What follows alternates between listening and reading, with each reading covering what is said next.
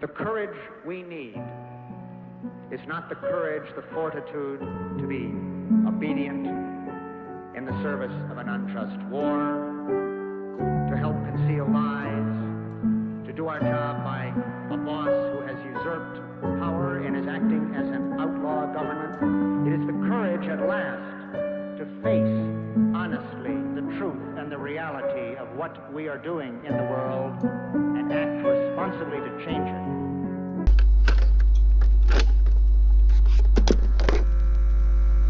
Welcome to the Foundry News. I am Sleepy, and in this segment we need to discuss the Renaissance Act.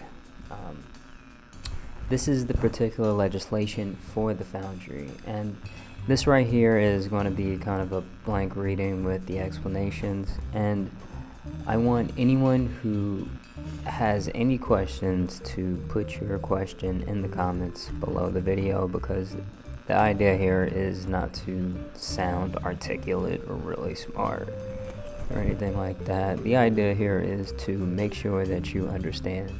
And so I think Albert Einstein said it best: if you can't say it simply, then you don't understand it well enough. So don't view anything as a failure on your end, view it as a failure on my end. Now, this particular draft, the Renaissance Act, you'll see that it's a draft that needs to be refined and really specified to an actual community or place, particularly state, but in terms of how the legislation goes, we'll see how that happens or whatever, right? But it's supposed to be refined by and with the help of and really the guidance of community think tanks, with a socioeconomic melting pot of members. And that's why this right here needs to be something that is very much understandable, right? So you should be able to listen to what I have to say and listen to the individual pieces, even if you can't pick up the legislation and understand it word for word. You should understand exactly the thought process here. Okay, and I really, this is very important to me in terms of actually being able to get through to people who may not have that particular they can't pontificate with the best, basically, because we need to understand that a lot of this language, this ivory tower language that a lot of our politics is based on, it's meant to help politicians project this image of superiority, of power and authority over you, so they know best. And I want you guys to understand something. A lot's happening in today's world, and Vincent Bevins wrote this book called If We Burn. And in this book, he defines protest as a cry from the lower and middle class of society to the upper class. And what they are screaming is that we don't like this, you fix this. And what I really want, and that's the problem that we need to address here, and that's the problem that I really want you guys to really take on your shoulders, because chances are, if you don't understand something, somebody else doesn't understand something. And having this idea of having the middle class and the lower class say to the higher upper class, we don't like this, you fix this, it puts them in a position to essentially do as little as possible to appease us, while they get away with as much as possible, right? And so that's the politician that we're going to be fed, right? Those are the people that we'll see. And I want you guys to understand something, that the upper echelon, quote unquote, they're not in power due to competence, hard work, or any other respectable measure. they were either born into power, they directly serve the depravity of the powerful, or they have demonstrated that they are able to obtain a level of success and look the other way from the depravity that they do witness, and that they can witness, and that they know about. So they actually, in terms of the people today, they need a very real reminder that they are not in power. They are not the ones who dictate how things are done. And this right here needs to be understood, because it really may come to a point to where politicians should fear the public coming to the conclusion that they are actively committing treason. Then they'll need to fear that the public coming to this conclusion more than the people who have videos of them at Epstein kiddie parties. Okay?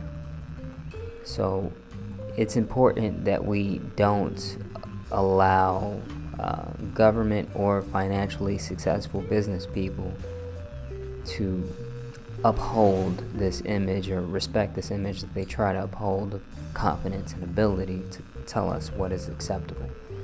Okay?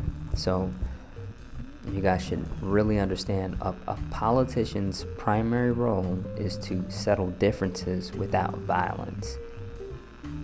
Now, that's when we go to an alien planet and we see that they have politicians, that's the indicator of a more advanced civilization, right? They don't beat each other with sticks and stones when they disagree. Now, despite us having so many politicians in such well-dressed, nice suits, we have an overinflated military and are constantly in armed conflict of some kind. Another thing, we can't afford healthcare, but somehow give enormous support to allies, quotation marks, that do provide free healthcare. We consume and have normalized consuming plastic. Most of our rivers, streams, and surface water is poisoned to not allow life, right? Even the most staunch of Republicans should realize that this idea of what's happening today, we can't have our grandchildren fish the way that their parents have fished due to the world that they are allowing. So it has to be that they would be allowing if it came to that. So this idea of also colleges, right? So colleges are enabled by our government. And despite whatever they say, the idea of college, in terms of how all of us were sold, and the reason why we go into debt in college, is because they make the promise of success. And they failed. They completely failed. Okay? Now, and I want to make sure people understand, the government, they're actually very innovative. They're very bold, and they're extremely creative. They're just innovative, bold, and creative about how to rob and really do crime on the general populace while they demand acknowledgement for resource limited and rigid nonprofits. Okay? I want you guys to really get it through your heads here. They have sold us out to a much further extent than many or most of society even realizes at this point. And honestly, it may be more fitting to treat them as if they are on probation for treason in regard to anything in the future. No matter how good they are at acting, they simply do not qualify for the image that they project to the public.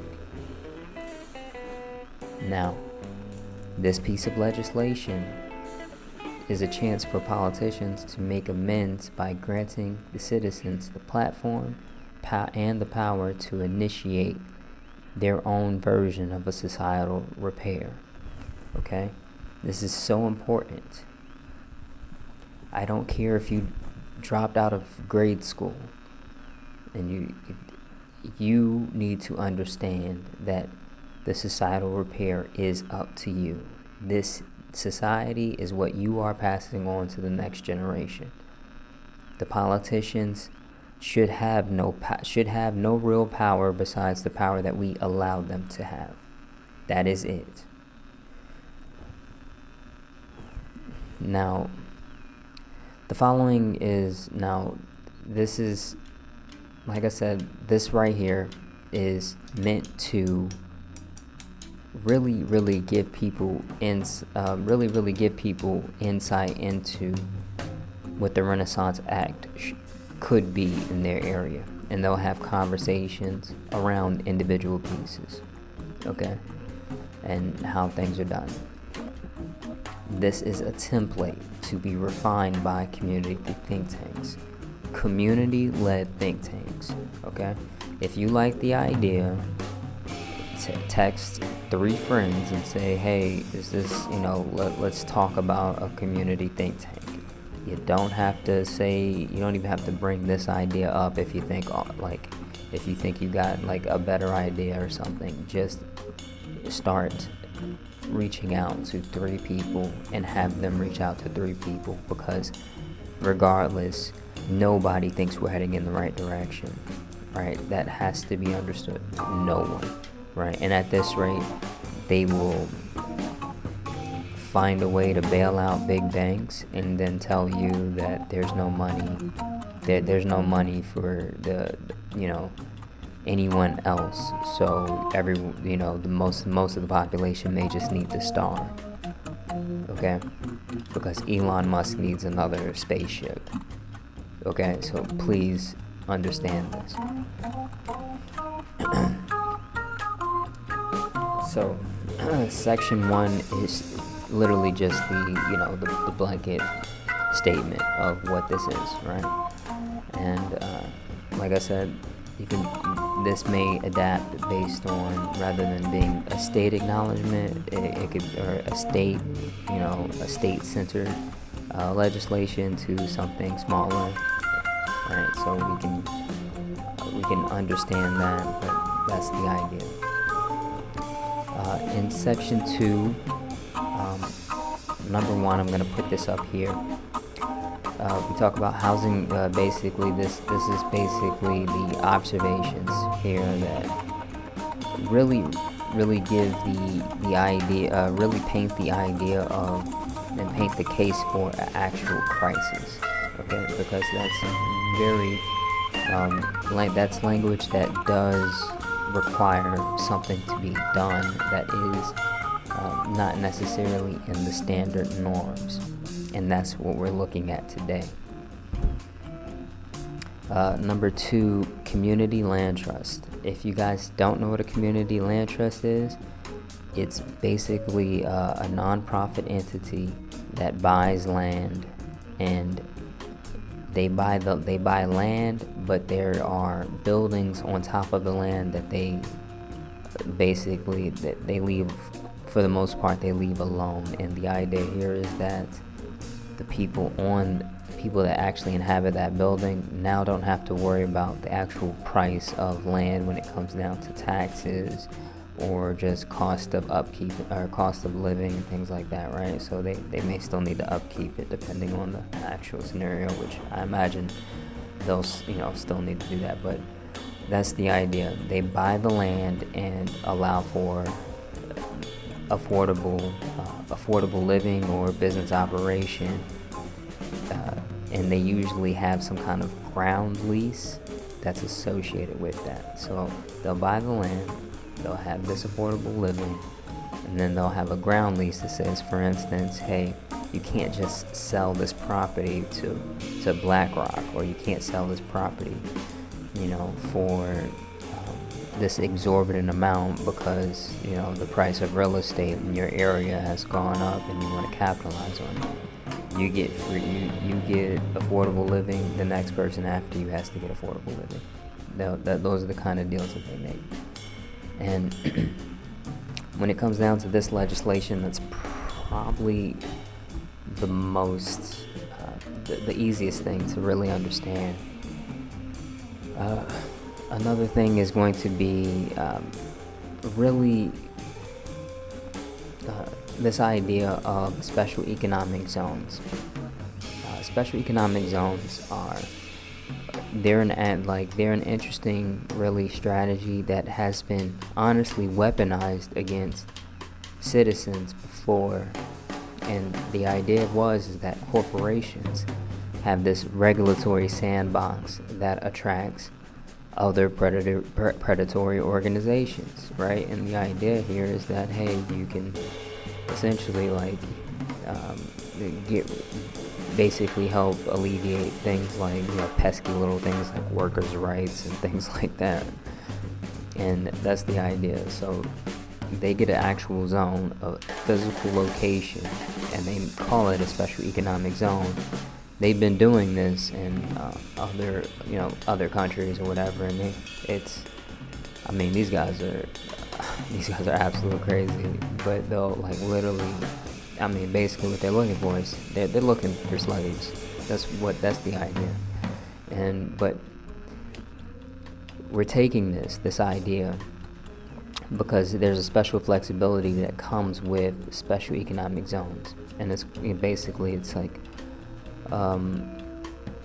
a lab, a sandbox, like a regulatory sandbox. So the idea here is that what happens inside the zone, we can really streamline a lot of what takes place. So when you have a whole bunch of regulations, for instance, building, I'm more familiar with building. So building, you'll go through the actual building department, stuff like that, right? You got to take blueprints to the building department.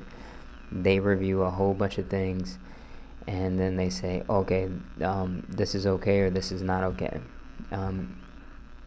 A lot of times it's not a matter of safety. It's a matter of, these are the benchmarks that we require because insert something ignorant that they've dressed up to sound smart, right? So they'll literally put all of that in front of you, and it was in place for something that was very real, and there's very foundational aspects to it that they're still kind of building this a lot of the lunacy that takes place, but that's the idea.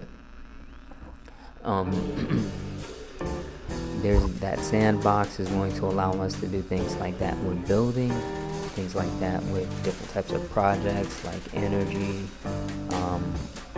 internet, things like plumbing, that idea of a special economic zone. It's going to allow us to really get past the red tape that, it really only exists for people who, for lower and middle class people anyway, but basically just have us take advantage of not having the unnecessary aspects of that to actually do this and respond and do the things that we need to do and not be hindered by our government as much as they really need us to be hindered in many cases. But the idea here is that the fifth aspect here is the intent of this act is to establish these pilot integration development zones, right? So, and like I said before, they function as laboratories for democratic, equitable, and regenerative living in thereby they produce tools for the state to address chronic problems of housing and employment, health, and infrastructure. I'm not going to go into everything there, but that's the idea. We call this little combination the integrated development zones.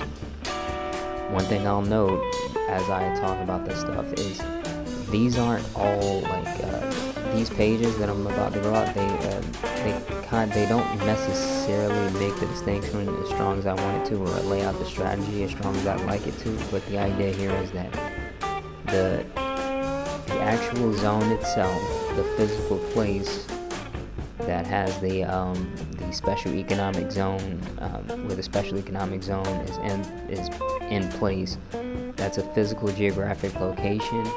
The community land trust buys areas based on ground leases that are in alignment with this place. So we take this place, say for instance, we want a place that's, we want to, do some kind of like adaptive reuse, basically renovate like an abandoned Kroger or an abandoned Target or something like that. We want to renovate it. And we do that with the ground lease of making sure that every single place in there has to be affordable. And it has to remain affordable. So those people who move in there are gonna have to do that, and a lot of other stuff too. But that's the main thing, right? So we take things outside of that zone. We utilize the community land trust, and we take those areas outside the control to slowly start developing more and more of a societal-wide renovation. Now,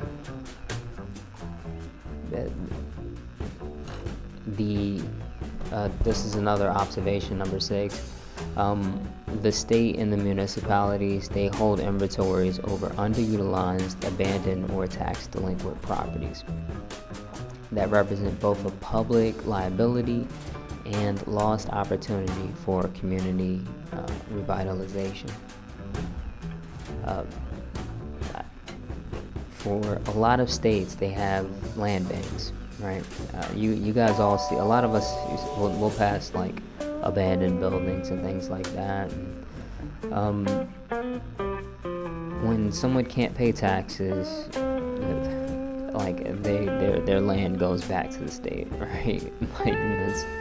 The idea of ownership is an illusion, but that's a topic for another case. But the idea here is that all of these abandoned properties, all of these places, they are essentially just sitting there with no real plan and no real understanding. They're just waiting for people with money to come in and say, hey, let's do this, right? And there is no community-led aspect to that, right? Most, if not all of the time, it's just someone with money that decided, hey, now's about the time, everybody's clearing out, I think it's about time to gentrify this area and kick the rest of everybody out and see what we can do here, right? And that's rinse and repeat. These areas right now, what people don't realize is that when they see abandoned buildings in their communities, there's a good analogy. They're not a good analogy, but a good example in terms of how China treats this particular problem. And they call this concept, it's called urban acupuncture, right? And the idea here is that, hey, if I'm the government, I'm saying, hey, I'm going to take these particular properties that are now abandoned and do something with them. And the idea here is that it brings health to the city, okay? Because those places, those weak points that they're becoming, and those delinquent properties, they don't just you don't just have an abandoned property that sits there and has no impact on the area, on its neighboring properties. That place is a detriment. It is actually harming the actual area around it in most cases. You take that and you do an actual project that's really meant to bring life back to that area, then you're going to see that actual benefit pass on to the surrounding populace, the surrounding businesses, the surrounding community in general. Okay, and we're losing that opportunity currently, right? The idea of having powerless or citizens that feel powerless is that they're able to more people can come in and capitalize on essentially the suicide that's taking place with the particular state, right? So politicians, I don't have any formal proofs, as allegedly, but say they just take money to essentially just allow for this particular problem to persist rather than listening to nonprofits that actually want to be innovative. And they would basically take whatever bribes and shut up, right? And not even listen or meet with the the actual nonprofits that actually have money, right? Or not have money, but have ideas, innovative ideas, to revitalize the actual general area. So, so it's it's in the public interest though to prioritize these actual places anyway. And I have I gotta approach some people and we'll see how that goes soon. And about kind of projects in general, but I'll post an update based on that before I actually put it out there exactly. You know what? This is going to be led around kind of the degradation of. I'm thinking about kind of leveraging the degradation of movie theaters in America. So that idea of movie theaters being kind of like a ghost town now, helping them kind of change gears and shift into what could be and what should be. So that's one, just the blanket person I'm going to approach, and I'll post things about the ideas of what you can do with the actual physical space and how they can actually adapt and fit into this particular model that I'm talking about here. But so these are just definitions. I'm just going to let you read over them. I'm not going to sit up here and just read these guys, but it's basically just the same thing that I just described to you, except for the Zone Administration Authority. That right there is basically the governing body for the inside of that zone. So whatever's in the inside of the zone is the governing body for the inside of that zone. And we need to maintain control over that, because the idea here is that if entities come in and they this is where they destroy companies, they infiltrate the committees, they'll destroy that company from essentially being top lit. So I cannot sit here and tell you guys this enough. Do not underestimate yourself, right? The passion that you have for change. You don't have to be the smartest. You can admit that you don't know things. It's actually a sign of intelligence is when you actually will admit what you don't know. That's a very, very good sign. These people want to pretend like they know everything because their lives are only projection. They are projecting everything.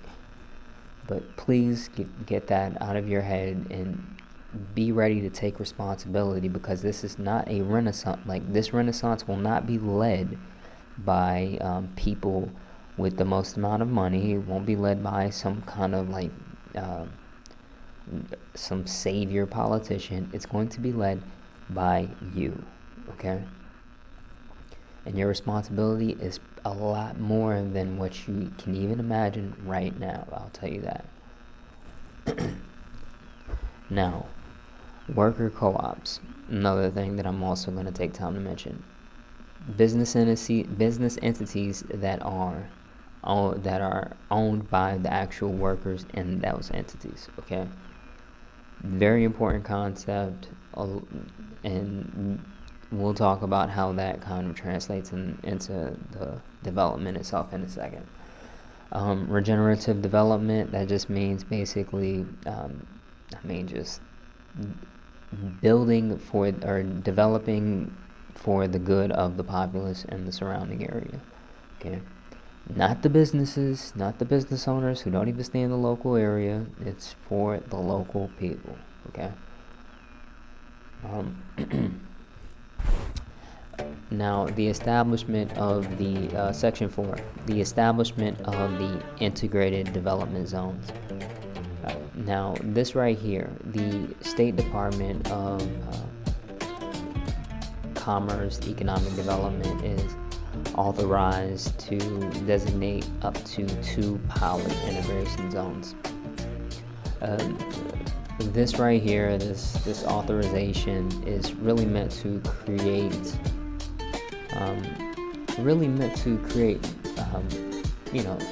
more like,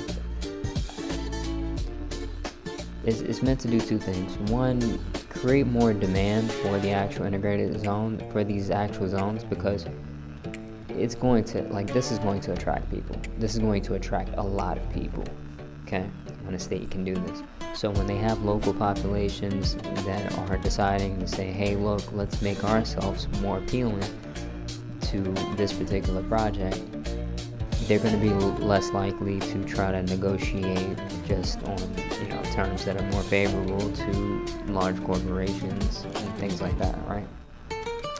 And this idea of basically it also does something to where it limits, when people, if someone sees this and they say, oh my goodness, if I had unlimited number, then they'd be like, oh my goodness, this is gonna threaten capitalism, and start signing the alarm bells, as if most of the heroes of capitalism aren't government funded. But in any case, the idea here, application, this is when we start talking a little bit more about really who goes in and submits the application for this particular area.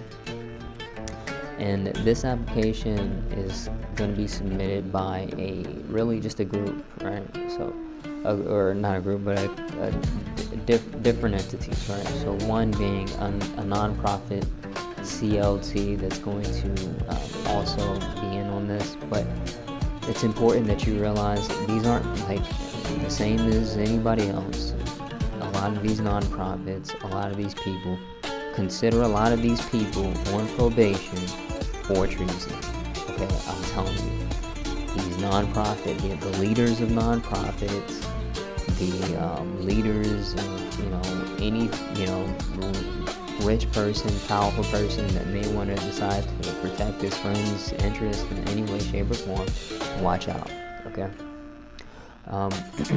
Now, also this idea of a local government entity is another thing, right? Same case there, watch out. But these guys are going to be submitting the application with us. When I say us, I mean the Representative Community Association, which is going to be the community think tank. That is what I am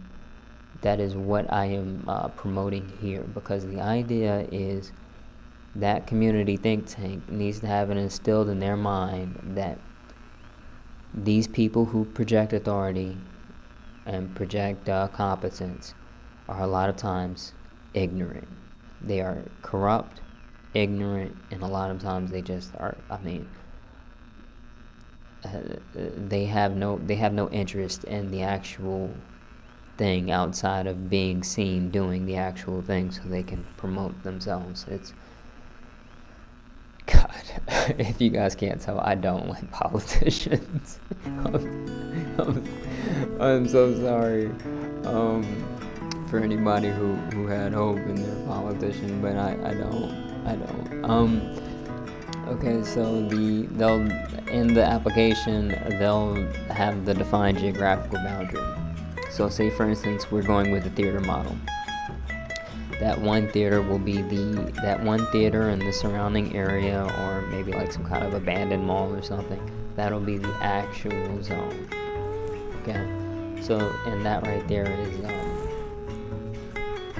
that'll have to be reviewed, and that'll be reviewed by, what I'm recommending is, one, a local builder, not a large developer. Okay, large developers, a lot of times they don't know what they're doing. Okay, they really don't. They just know that they have money to pay people who know what they're doing. Okay, they're not passionate about changing things. A lot of times they benefit off of it. You have to understand that. So the idea of people in power are something that you're gonna have to that's really gonna have to be instilled in this community think tank. People in power who don't deserve to be there, you need to understand that. Also, the local builder, small developer, or someone who kind of has an understanding of development. A lot of times you gotta watch out. Some people will, price gouge and things like that. So make sure it's someone with a decent set of morals and a good background, or whatever. But also the city planner. A lot of times these guys are passionate. A lot of times these guys really do want to see revitalization projects, right? So the idea here is that people with ideas, like for instance, like mine, they'll be like, hey, look, they're either one, too busy to pay attention to an actual email, or the emails never reach them on purpose. Okay, so that's my personal guess. I don't have any reason to say that. I don't have any proof to back that up. But another thing is local colleges or universities. Okay, these people have good people within them, but it's the same thing. The higher up the bureaucratic chain is, the more likely they are to be caught in this particular system of, what we'll call it the Epstein network, if you will, right? So watch out for that. The people who have power, they have to demonstrate. They don't need to have. You don't need to give them any particular authority based on the power that they hold. They need to know that. They need to understand that.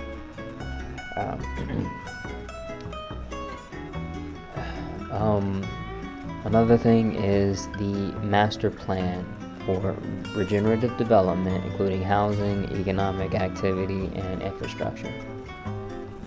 Now we're going to go over just a few things here. It's worth taking the time. One, a time banking system for particularly, something that a time banking system that really happens within the zone. We'll talk about that in a little bit more in a second in terms of what that's supposed to be linked to. Affordability, housing, things like the idea for where abandoned houses are, where evictions are coming up, things like that, and what we can do about that.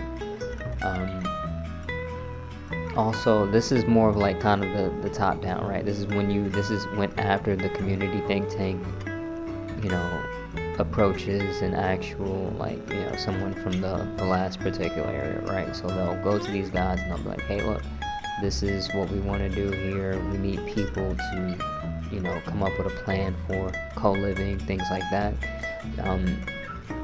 Anybody that tells you, oh, this is impossible, and they're looking at everybody there and say, oh, this is impossible because we can't do this because of government,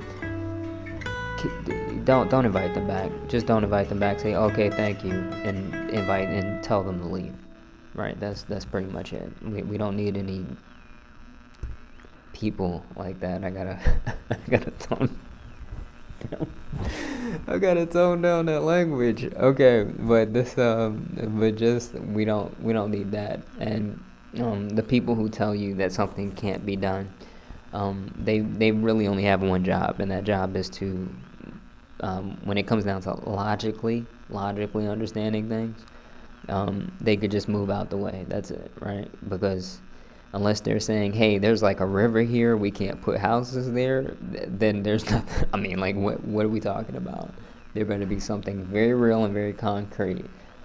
Because if it's regulation, these, the, a lot of these people, they don't have any, they're not qualified to really dictate like what's health and safety a lot of times, right? The idea here is that these guys will, as long as you're not dropping dead, then they think health and safety that's a check mark, okay?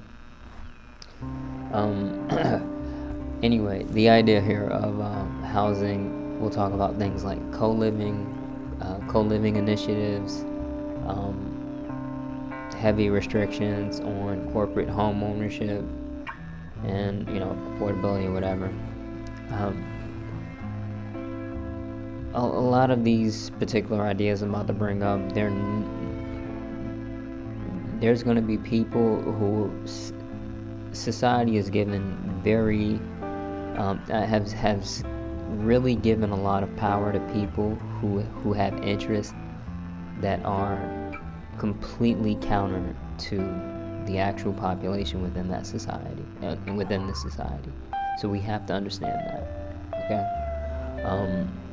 I'm gonna go off and rattle off some things, and I'm not gonna kind of always stop and give you guys kind of warnings about what to look for, but please be aware that there are going to be some entities that are going to be extremely interested in infiltrating any type of community think tank like this. Okay. Small business catalyst. This idea is essentially there's a lot of different things with the small business catalyst. One, within the actual zone, what we want is kind of pop-up store pop-ups. So streamline business pop-ups. So let's say you know that person who really knows how to cook in the neighborhood. They can start now a small kitchen and model it out, right? And they'll figure out what their strong suits are, where their weak points are. Say, for instance, if they really didn't know how to manage the business, then they'll be able to kind of collaborate with people there and form a partnership around doing their particular kitchen with their particular food. Outside of the zone, there's going to be two concepts. One, local businesses, just regular plain local businesses, as we kind of see them today mostly. There are people who benefit off of affordable living through the community land trust, or actually in the zone. They're going to essentially be able, their living is going to be made more affordable through stipends that the local businesses are going to be able to give them. Okay, so say for instance I shop at this local or I eat at this local restaurant once every Friday or whatever, and my bill is like $100 this week. That's like $100. They would give me $100 for a stipend for my room and board, or for my room now, for my actual place. Okay. That right there, what that does is that creates a tremendous incentive that's going to turn into a self-feeding system of people feeding, people feeding their local population. Now, that is, that's what small businesses are going to get. That's traditional small businesses. Now, worker co-ops. When a worker co-op comes to really own a place outside of the zone, or they're looking to own a place outside of the zone, they're going to be eligible for that community land trust we talked about. Okay, so the way that community land trust was able to buy land and then allow for more affordable things on top. So they're going to qualify for that particular model. right? That's the idea that I'm really advocating for here. And also, of course, the stipends as well.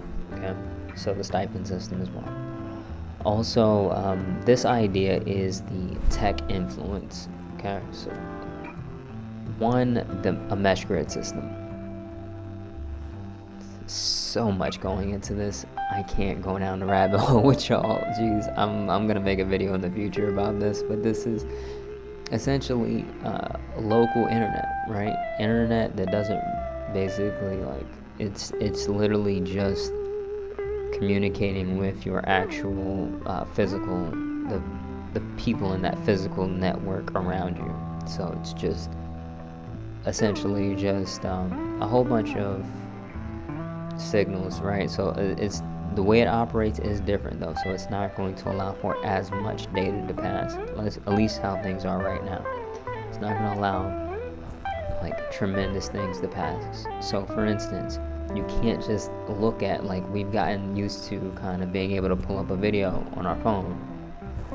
We may not be able to pull up a video immediately on our phone. We may have to do certain things. And I'm going to go down that rabbit hole if I keep talking, but there is an idea called that it's my version of a modern phone booth that I want to introduce in terms of to pair with this topic. Okay, so it's it's going to be larger than a regular phone booth, but it's not gonna be like a whole building or anything like that. But I think it's something that you guys are gonna like, and it also comes with kind of a system as well. So we'll talk about that. If anything, another thing is local social media.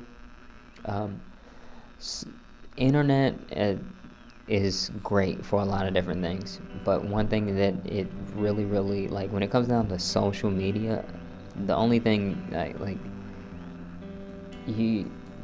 the idea of social media should be really harnessing the power of the internet to bring people closer together in the immediate area. It should be harnessed to bring you closer together with your neighbors. That's why social media should exist. We're seeing a lot of malefic effects of, just, how do you be nice about this? Very delusional people who are going to lead us to places that are very dark. But that's the idea. So this particular concept, the idea here is that there's going to be and this is happening within the zone, by the way. Okay, so we're talking about within the zone, you have this local social media, the mesh grid network within the zone. I think honestly, I don't know how this kind of works, but I do think that it should kind of be I want people to be able to exist without their cell phones, without smartphones within the zone. Okay, but outside of the zone, that's kind of the discussion. That's where most of the discussion and the debate is, and so it's a lot there. Jesus, a lot there. We'll talk more about it. Now, this concept, I said I wasn't going to raise the red flag a lot, but I'm going to raise the red flag here, okay? Because there's going to be some people who really try to project confidence about why we shouldn't even be focused on data centers. The idea of data center upcycling, okay?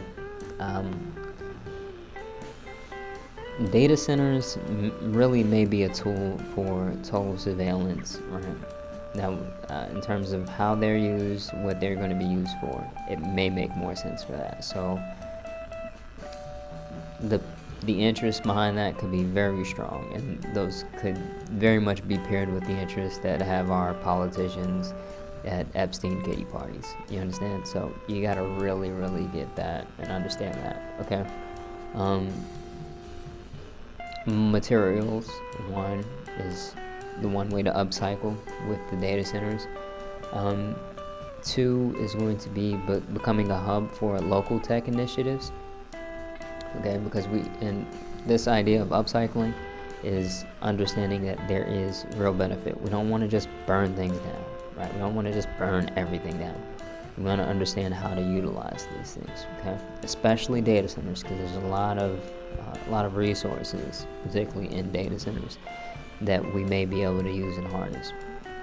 Now, becoming a local tech initiative, becoming a hub for local tech, we have things like the hardware lab.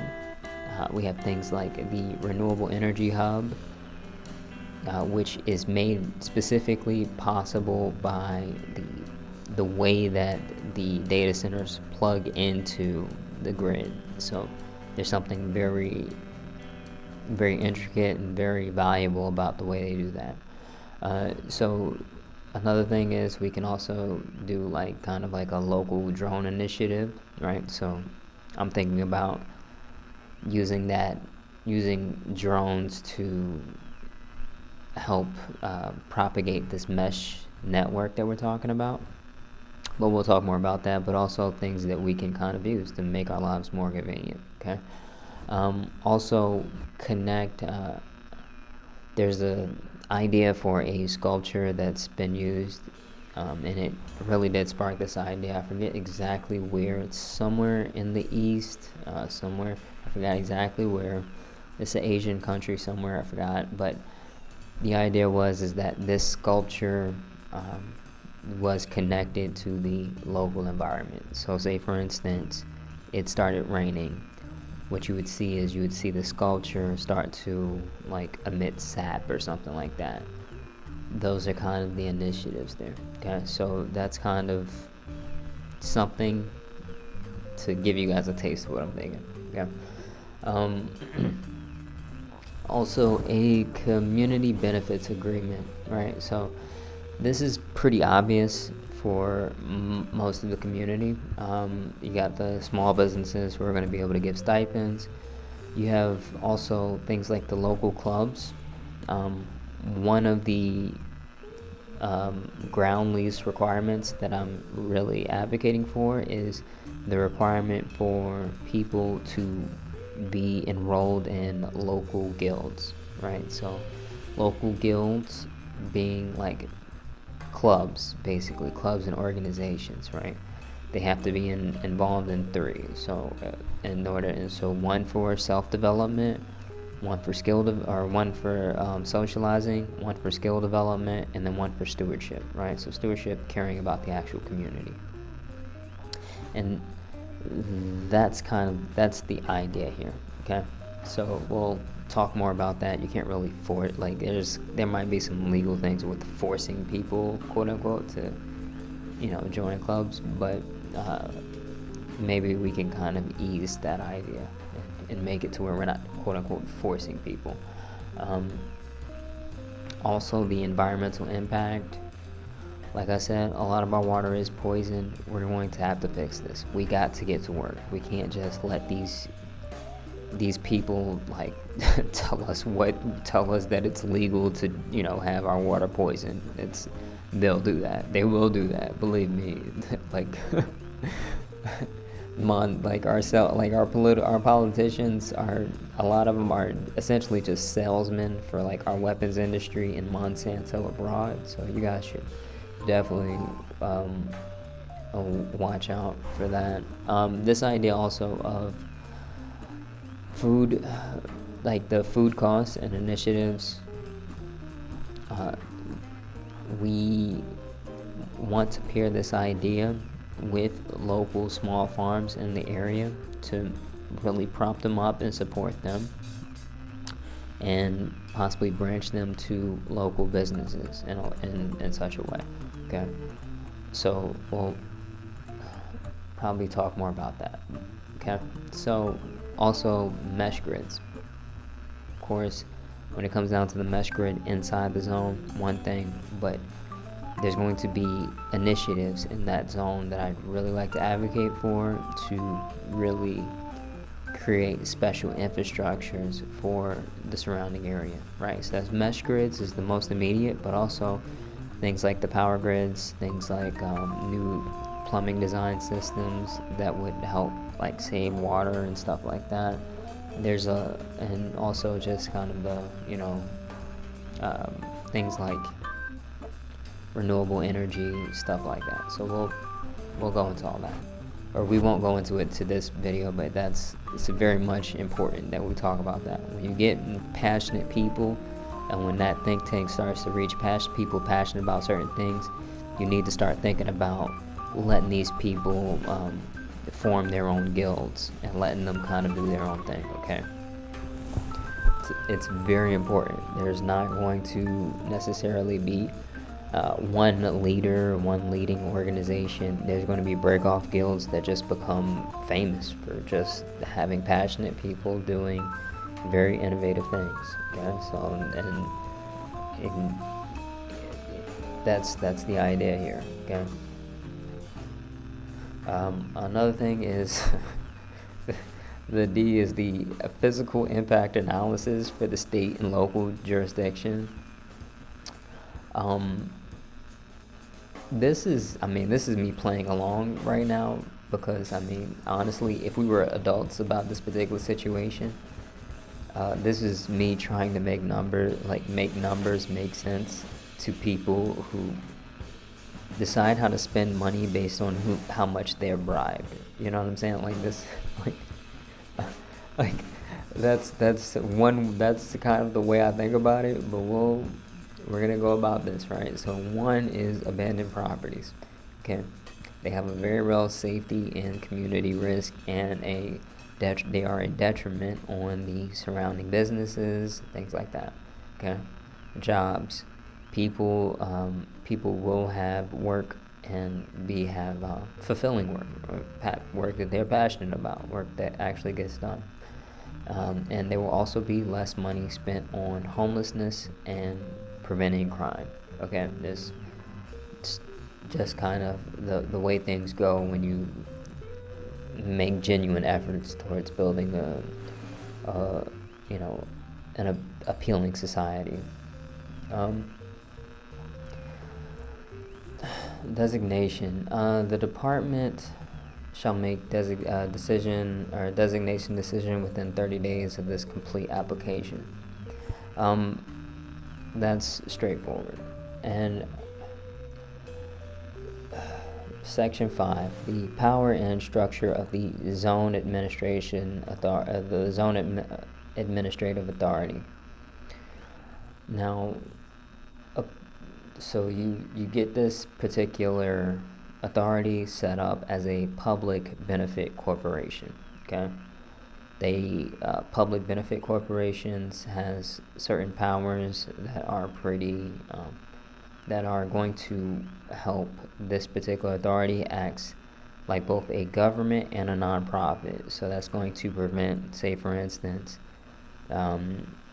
for some reason, somebody like some interest, some stakeholder, which I don't know how that will work, the stakeholder exactly in terms of how that would even come into being, but we'll play along here. If a stakeholder decides to sue somebody for not prioritizing profit over their mission goals,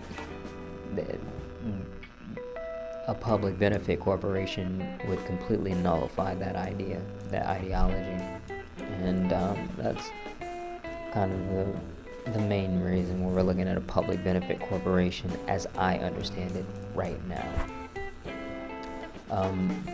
Now, the board shall also consist of 2 appointees by the public interfacing nonprofit worker community of the most active nonprofits. Okay, so the nonprofits that really interface most with the public, those workers are going to be able to really vote for 2 appointees in that area. Okay.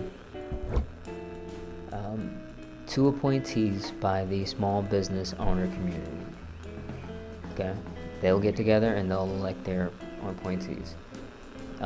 3 elected representatives from the actual prospect community and the surrounding worker community. Okay, the prospect residents of the zone and the surrounding worker community. Okay. One appointee from the local art and literature community, one appointee from the local STEM and professional community. Okay, so that's the idea for how these things are going to be structured. And like I said again, just because someone has power and authority in any way, shape, or form, do not give them special treatment. They need to, a lot of, just because a sick society told someone that they're successful, that does not by any means equate to that person actually being a good person or being fit for this role. Okay? Of fixing society. Actually, they may be more likely to sabotage things, actually, but we'll talk about that later. Now, the powers, right? So the powers of this particular committee, they're going to really serve as kind of a one-stop. This committee and this kind of authority is going to kind of set up things to where there's a one-stop shop for the permits, licenses, and approvals related to construction, business operation, and land use within with the mandated decision timeline not to exceed 60 days. So they're streamlining things. That's why you kind of have all of these melting pot people to come together and decide things. And we'll talk more about exactly how that works, but the idea here is that these guys are going to be able to, they're going to have access to the networks and communities that help them make these decisions. And to adopt a regenerative development code. Now, governing, they're gonna just talk about building, plumbing, energy, waste, and zoning. Okay? Now, this code particularly is going to essentially have to meet or exceed the performance benchmarkers for health, safety, and environmental protection. But like I said, this is going to be taking into account that there is a lot of fluff on top of what we're seeing. Okay, this idea of we're not going to say, oh, with climate change, we're going to say, oh, but you put this amount of this amount of toxins in our actual surface level water. That's unacceptable. Okay, those are the languages we're gonna have to start to prioritize, because this concept of climate change is created room for a debate, right? You wouldn't. I don't care how stern the Republican, you're not gonna tell them, hey, look, you should drink out that river, and they'll be like, whoa, I'm gonna prove to you that river isn't poison and drink out. Nobody's gonna do that. The factory upstream dumps enough chemicals to make sure that the fish are dead. What are we talking about? But if anything, the C, we're talking about also the community mutual credit system. Okay, and they're going to essentially establish and administer this credit system to be essentially something for barter and time-based exchange. So people who come there and they want to, and they can enter the time-making system, and transactions that equate to under $10,000 in annual revenue, they're not going to be subject to any state or sales tax. Okay, and I think that $10,000 I got highlighted here, I don't know if that should even stick. I think it should be like more, but we'll talk about that. If anything, also the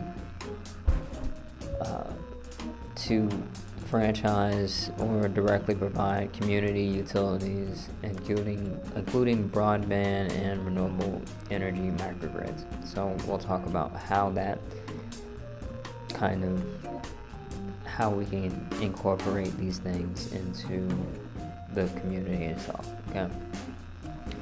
And how we can, create safe laboratories and things like that. Okay. It's going to be a lot that this particular committee is. It seems like a lot in terms of what this committee may be responsible for, but there are networks associated with these committees as well. It's very important. These committees are going to be attached to certain guilds. Okay, so that's the idea here. They're not just one person deciding all of these particular things. There are going to be people in guilds or in kind of like different different actual like entities and organizations that help facilitate this process. Now, number 6 or section 6, we're talking about business incentives,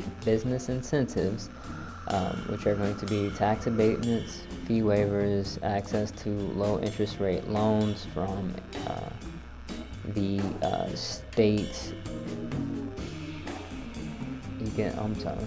Economic and land use provision. So we'll talk about the business incentives, which are going to be a lot of different things, but I really want you guys to focus on in terms of the business incentive, that same thing that we talked about earlier. Small businesses being able to give out stipends, worker co-ops being eligible to give out stipends and also have their land purchased by the community land trust. Okay. The community land trust mandate, this is all land that is going to be held by the CLT, the community land trust. When I say CLT, that's what I mean. That is going to be under essentially just long-term leases. Okay, we don't want this to turn around. We gotta be careful about that in terms of how this could turn around and what happens in the transition period and plan out for the transition period, because we need to make it default that it envelops back into the community, because there are entities that will take advantage of any transitioning period. The infrastructure innovation, this is just talking about the regenerative development code. So we're talking about how it prioritizes and facilitates different things like waterless or low water waste systems, particularly like to produce like reusable things, like reusable compost, for example, distributed and renewable energy generation and mesh communication networks. Also is sustainable producing and really becoming and helping to support people maintain and produce sustainable materials. And also another thing was the idea of streets that restrict the use of personal vehicles.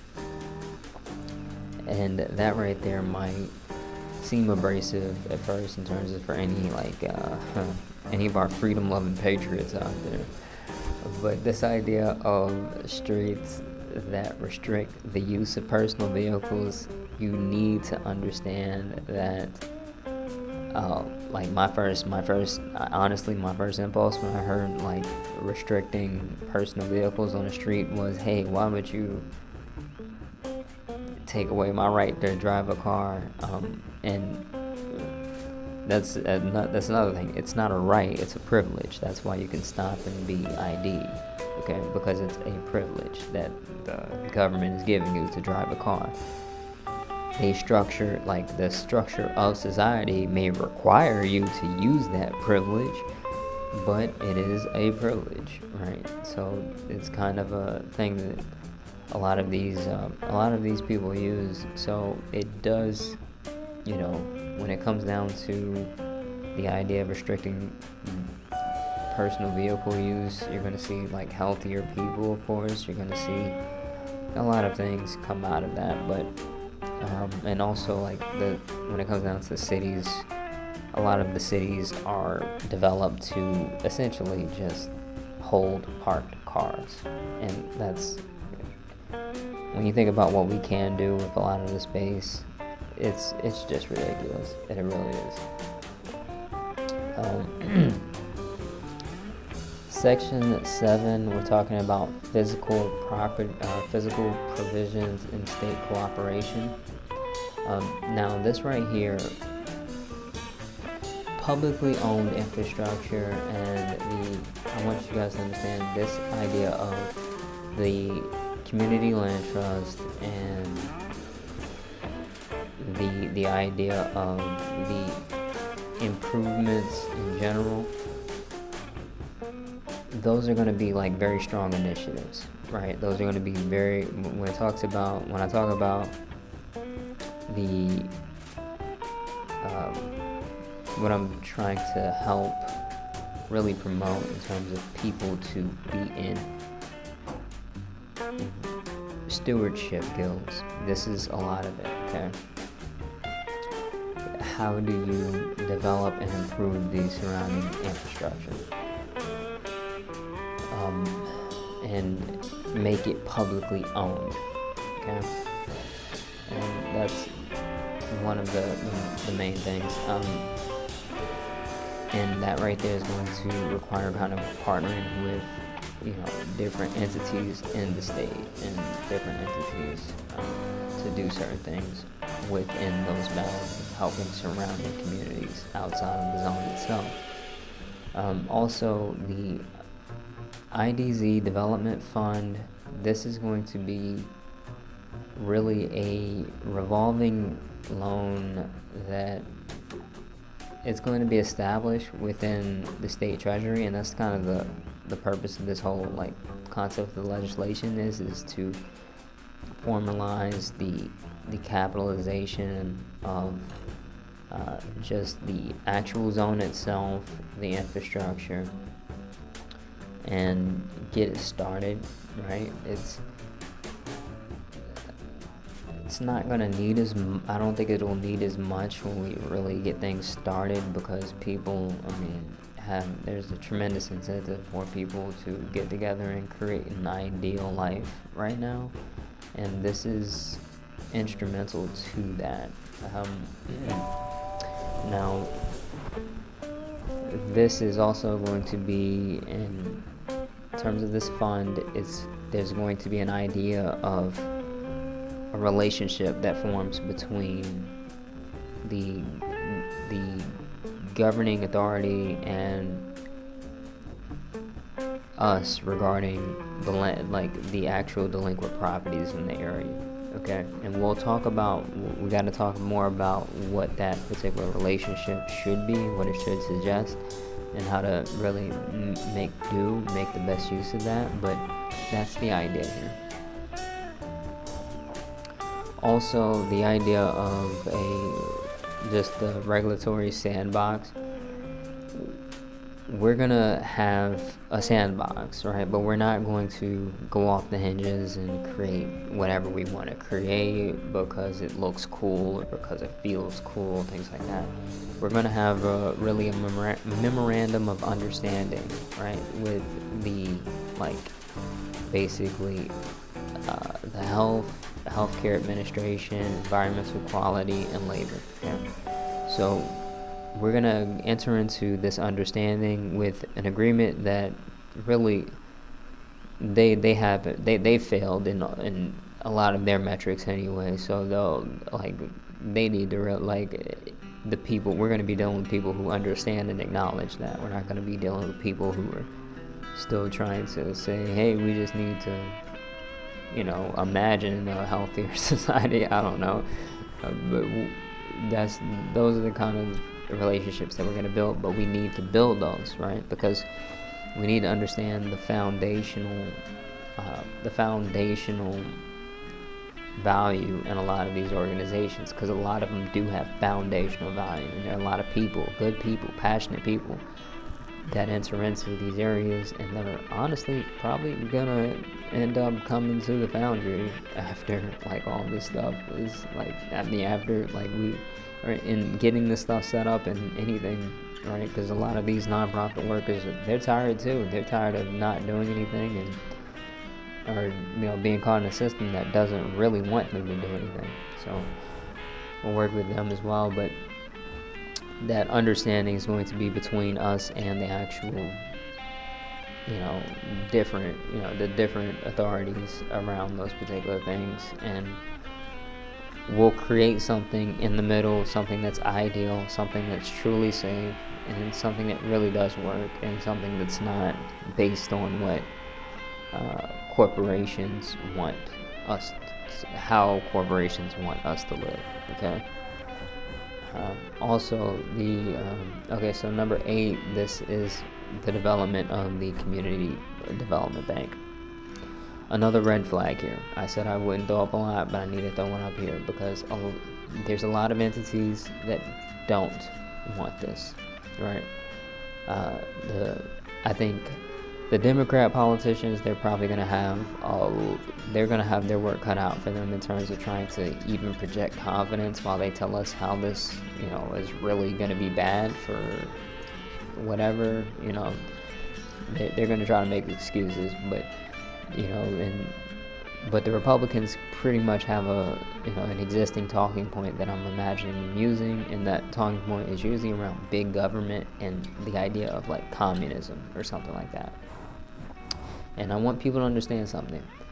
Community banks are much more likely to fund small businesses, right? So you're going to see a lot more variety come up with community banks. JP Morgan is the same bank that enabled Jeffrey Epstein. Okay? I think we completely brushed over that, honestly, because people don't understand how instrumental that was in Epstein's power, Epstein's ability, right? JP Morgan really, really did assist Epstein in that way. And that is, we need to understand a lot of these banks, a lot of these places, these large corporate banks, they're, when you talk about business loans and things like that, me and you have to go through the process of applying for a business loan. We have to go through that process, right? When it comes down to friends in that bank, they don't. They really don't. Okay? There's like there's an article written about how banks enable like a lot of like different things, like,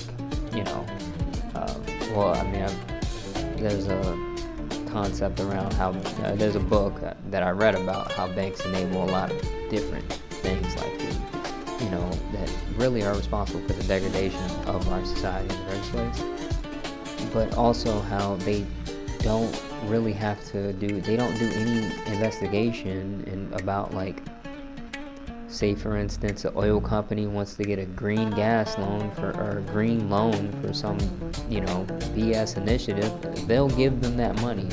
They will give billionaires more of that money. These people are not, like, you gotta understand,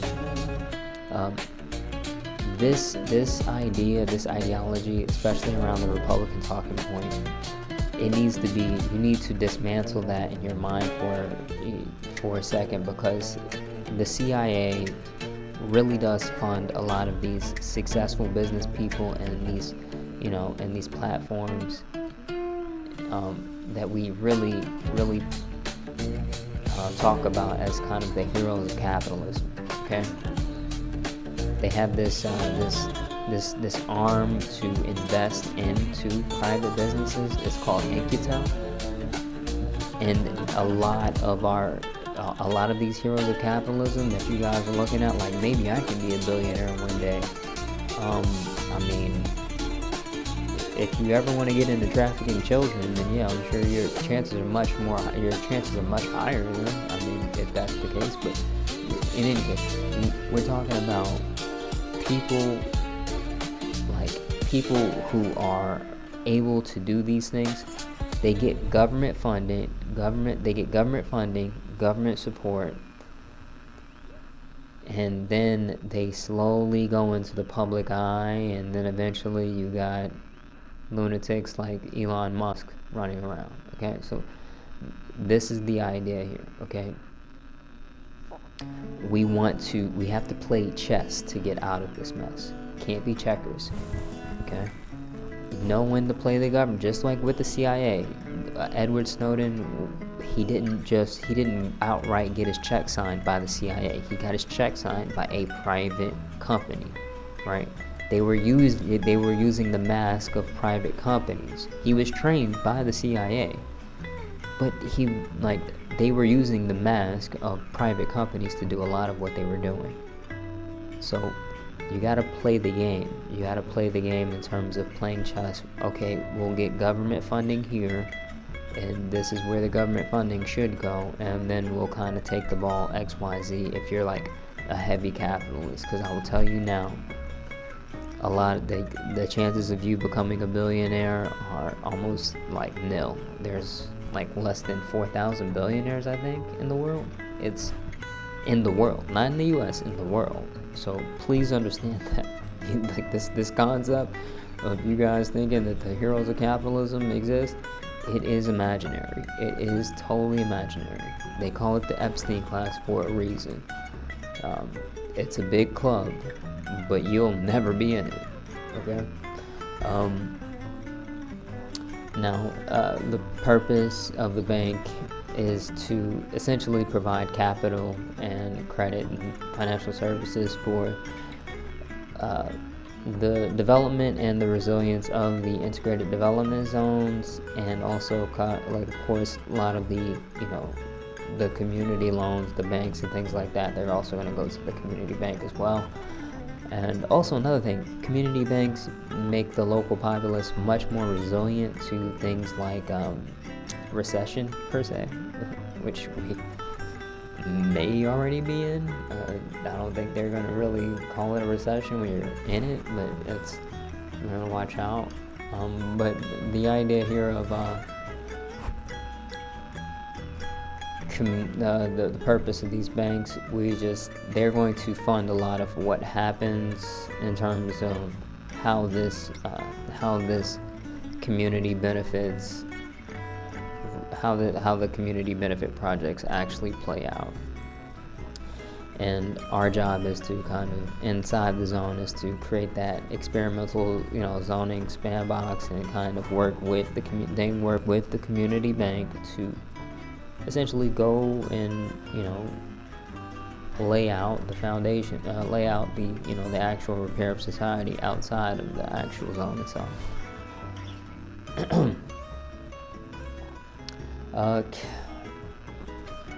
Now,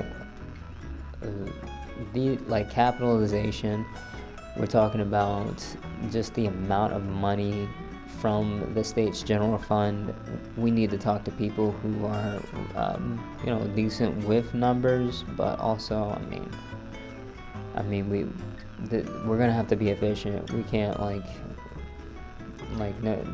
no billionaire is gonna come in and just drop all this money and not expect strings attached. You know what I'm saying? So we have to learn how to be efficient here, and it might start off gritty, guys. I'll be honest. This concept right here of where things start, the government isn't going to want to make things comfortable for citizens to gain power. They're not going to want to make it comfortable. They're going to want, their biggest job is to keep a job in a lot of cases. We have to understand that. They're not going to want to make things comfortable. So when it comes down to the money, things like that, we got to be heavy on negotiation.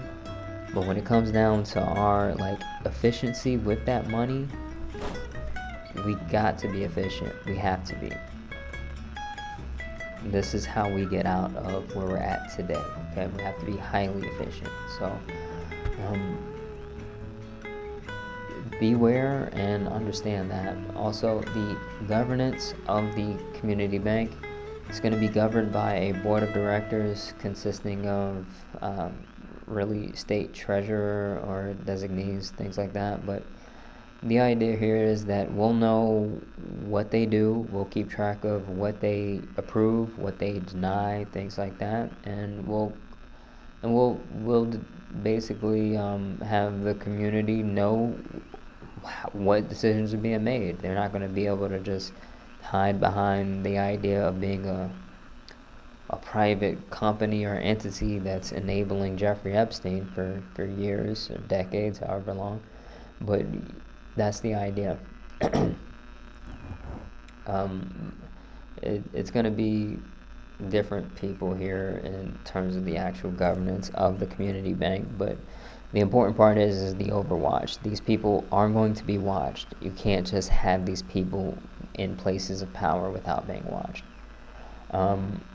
Also, the mandated activities, these are going to be, of course, construction and permanent financing and stuff like that, for, different types of, developments, but also, just capital and really, loans for how to expand out in terms of the actual businesses, not just the infrastructure. And we'll talk more about that, but we'll have to kind of dig more into exactly how that works in terms of how community banks work, working with nonprofits to figure something out. Don't let a treasurer come in and tell you what's possible and what's not possible, what they have money for and what they don't have money for. Okay? These, like I said, they're all on probation for treason. That's what you need to treat them as. If anything, also the idea here of a community mutual credit system, that time bank, right? So people coming into people able to basically do, actual labor and get money for the labor that they actually do. That is going to be something that's also kind of systemized with the community bank as well, okay? Or through the community bank as well. And guys, I'm raising a red flag. I raised a red flag here is because there's only one state that has a community-owned bank. I believe that's North Dakota, but I'm not sure exactly. Don't quote me on that. But watch out. This is something that has heavy incentive behind really just the donor class in general, right? So watch out. I think Open Secrets talks about that in terms of their actual lobbying practice. Now, the profits and the reinvestments, all the net earnings of the bank shall be retained as capital or surplus or reinvested into mandated lending activities. No dividend shall be paid to the state general fund for a period of at least 20 years to ensure capital growth. We'll figure out what happens with the actual money that's produced by produced with the bank or by the bank. Okay, but I'm really expecting there to be a very strong economic component to this development. So these other things we'll talk about more, the reporting and the sunset or whatever, how to basically report on things and and how things lapse. But the idea here is to get the ball rolling, and like I said, every single governmental entity right now who has tremendous power, you need to treat them like they are on probation for treason, right? So have other people, nonprofits, different people look at over their shoulder at what they're doing and what they will do, what needs to happen. Okay, very important. And that there's another component to this, and I can't put it in here yet because there's a lot to it, but it involves kind of a concept of how to help people transition out of being really programs and developments on the outskirts of the city that help people transition out of drug use. It's something called the pilgrimage. I also have a video here. I'll leave that there. I'll leave a thumbnail up for you guys to look at the actual title for the video if you guys are interested in finding out more about the ideology behind it, not the legislature itself, but the ideology. And in any case, thank you so much for listening. I'll see you next time.